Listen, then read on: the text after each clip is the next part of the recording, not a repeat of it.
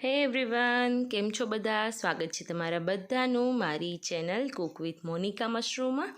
તો આજે હું તમારી સાથે શેર કરી રહી છું વરસતા વરસાદમાં ભીંજાવાની મજા તો બધા માણતા જ હોય છે, પણ આ વરસાદમાં એકવાર નાહ્યા બાદ તાવ, શરદી, ઉધરસ, કળતર થવી, પેટના અનેક દુખાવા થવા તે બધી પ્રોબ્લેમ્સ રેગ્યુલર છે.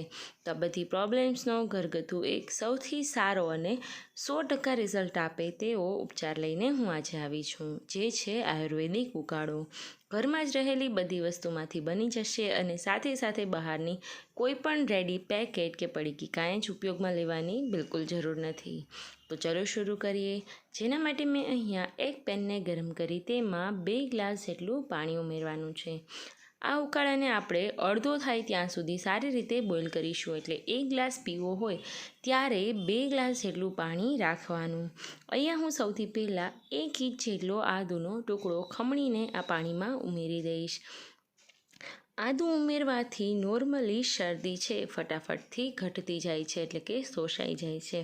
નાના બાળકો હોય અને ઉકાળો પીવાનો ન પોસિબલ હોય તો તમે આદુનો રસ કાઢી તેમાં હળદર અને મધ ઉમેરી પીવડાવો તો પણ શરદી ફટાફટથી દૂર થાય છે. ત્યારબાદ ફુદીનો અને તુલસી બંનેના 15થી 20 નંગ પાન લઈશું. તુલસીજીને આખા ઉમેરી દેવાના અને ફુદીનાને આવી રીતના ક્રશ કરીને ઉમેરીશું. ફુદીનો પેટના દુખાવા માટે સૌથી વધારે ઉપયોગી છે. પાચક ગોળીઓ નોર્મલી જે તમે ફુદીનાની માર્કેટમાં લેતા હોય તેવી રીતનું જ કામ ફુદીનો કરશે.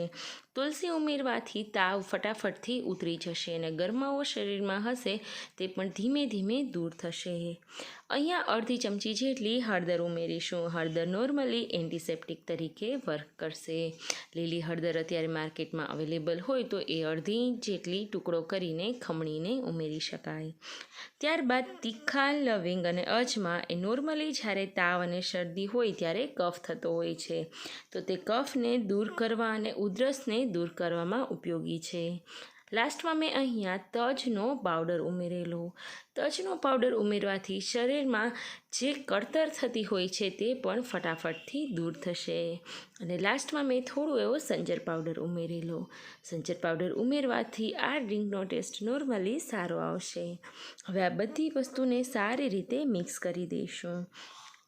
ફ્રેન્ડ્સ, આમાં બધી વસ્તુ જે ઉમેરેલી છે એ નોર્મલી ઘરમાં અવેલેબલ જ હોય છે, તો ફટાફટથી જ્યારે શરદી અને ઉધરસની નોર્મલી શરૂઆત જ થઈ હોય ત્યારે તેને ઉમેરી શકાય. જો તમે આગળ તીખા ઉમેરવાના બાકી હોય તો અત્યારે લાસ્ટમાં ઉમેરી અને ઉકાળી લેવાનું. જો તીખાનો થોડો એવો પાવડર અવેલેબલ હોય તો તેને પણ ઉમેરી શકાય. તીખા ઉમેરવાથી શરીરમાં કોણા ખાંચકામાં ક્યાંય પણ દુખાવો હશે તાવના લીધે તો પણ દૂર થશે. શરદી શોષાશે અને ઉધરસમાં પણ ફાયદો થશે. હવે આ ડ્રિંકને મેં અહીંયા ગાળી લીધેલું છે, તો કોણે કેટલું અને ક્યારે લેવું તેનું પ્રમાણ જોઈએ. જો તમારા ઘરે 2 થી 10 વર્ષના બાળકો હોય તો તેને આખા દિવસ દરમિયાન 5 ml દેવાનું. સવારે પીશે તો તેનો ફાયદો વધારે થશે. આ ડ્રિંકનો ટેસ્ટ વધારવા માટે 1 ચમચી જેટલો લીંબુનો રસ ઉમેરીશું.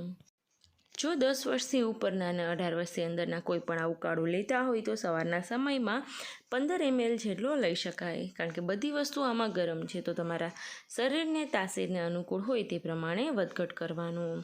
અને 18 વર્ષથી ઉપરના કોઈ પણ હોય તે 25 ml લઈ શકે. તો ફ્રેન્ડ્સ, અત્યારે ચોમાસામાં શરદી ઉધરસ લાગે ત્યારે ફટાફટથી ઘરે એકવાર આ નુસ્ખો જરૂરથી ટ્રાય કરજો. અને હા, આ ઉપાય સારો લાગ્યો હોય તો ચેનલને ફટાફટથી સબસ્ક્રાઈબ કરી દેજો. Thank you.